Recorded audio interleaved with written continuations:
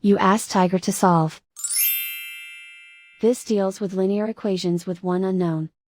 The final result is x equals -2. Let's solve it step by step. Group all constants on the right side of the equation. Subtract 6 from both sides. Simplify the arithmetic.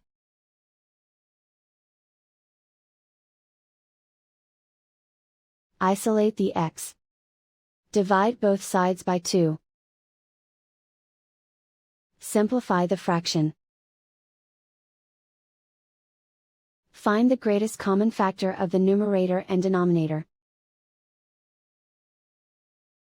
Factor out and cancel the greatest common factor. And so the final result is x equals -2.